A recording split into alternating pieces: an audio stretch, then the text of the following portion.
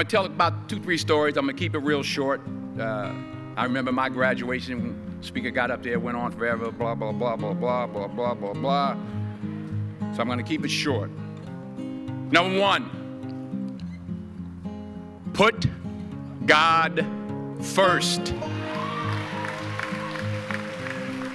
Put God first in everything you do.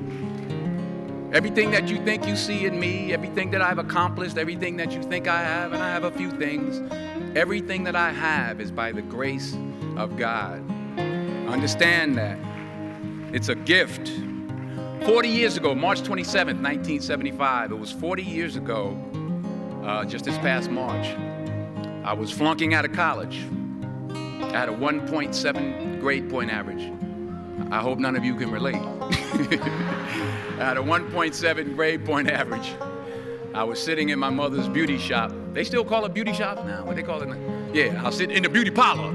I was sitting in my mother's beauty parlor, and I'm looking in the mirror, and I see behind me this woman under the dryer. And every time she looked up, every time I looked up, she was looking at me, just looking me in the eye. And I didn't know who she was, and I said, she said, somebody give me a pen, give me a pencil, I have a prophecy. March 27, 1975, she said, boy, you are going to travel the world and speak to millions of people. Now, mind you, I was flunked out of college. I'm thinking about joining the Army. I didn't know what I was going to do, and she's telling me I'm going to travel the world and speak to millions of people. Well, I have traveled the world, and I have spoke to millions of people. But that's not the most important thing, the success that I had. The most important thing is that what she taught me and what she told me that day has stayed with me since. I've been protected. I've been directed.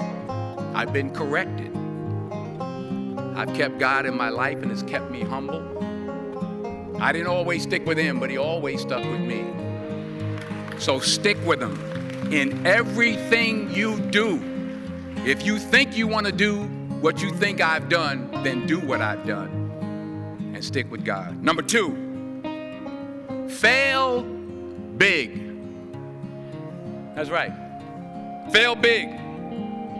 Today is the beginning of the rest of your life, and it can be very frightening. It's a new world out there. It's a mean world out there, and you only live once. So do what you feel passionate about. Take chances professionally.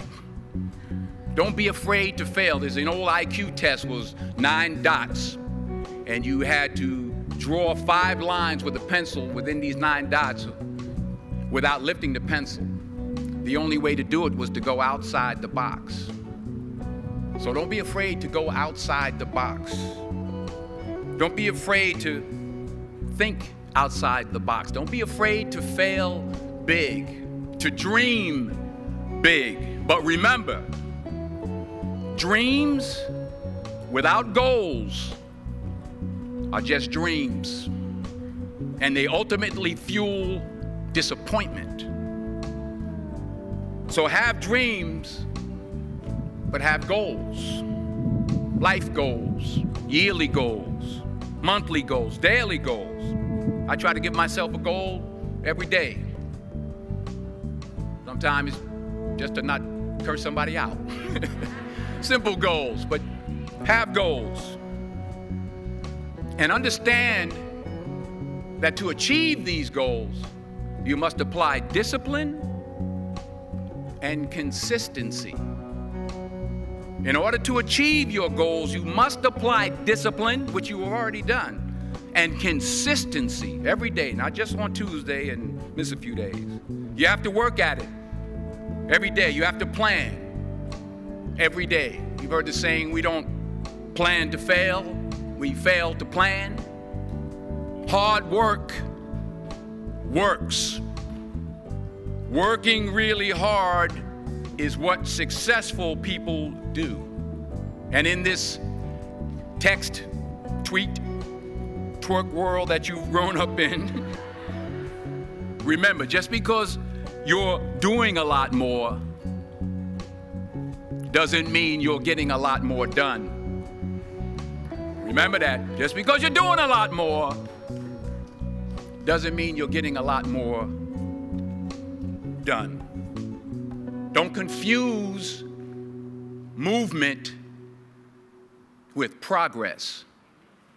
My mother told me, she said, yeah, because you can run in place all the time and never get anywhere. So continue to strive, continue to have goals, continue to progress. Number 3, you'll never see a U-Haul behind a hearse. I'll say it again. You'll never see a U-Haul behind a hearse. I don't care how much money you make, you can't take it with you. The Egyptians tried it.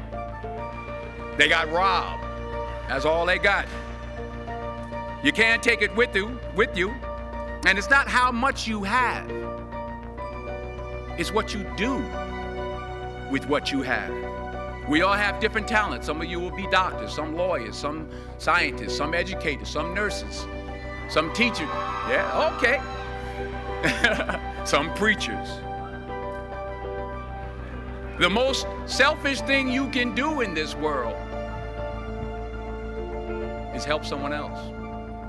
Why is it selfish? Because the gratification, the goodness that comes to you, the good feeling that I get from helping others, nothing's better than that.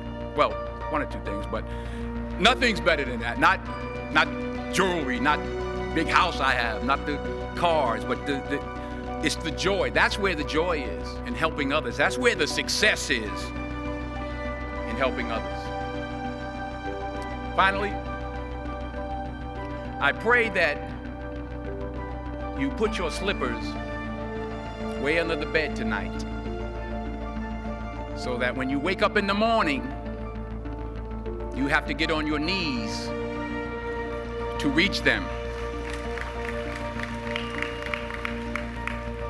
And while you're down there, say thank you for grace. Thank you for mercy. Thank you for understanding. Thank you for wisdom. Thank you for parents. Thank you for love. Thank you for kindness. Thank you for humility. Thank you for peace. Thank you for prosperity. Say thank you in advance for what's already yours. It's how I live my life. That's why I am, one of the reasons why I am today. Say thank you in advance for what is already yours. True desire in the heart for anything good is God's proof to you, sent beforehand to indicate that it's yours already. I'll say it again. True desire in the heart, that itch that you have, whatever it is you want to do, that thing that you want to do to help others and to grow and to make money, that desire, that itch, that's God's proof to you, sent beforehand already to indicate that it's yours. And anything you want good, you can have. So claim it. Work hard to get it. When you get it, reach back. Pull someone else up. Each one, teach one. Don't just aspire to make a living. Aspire to make a difference. Thank you.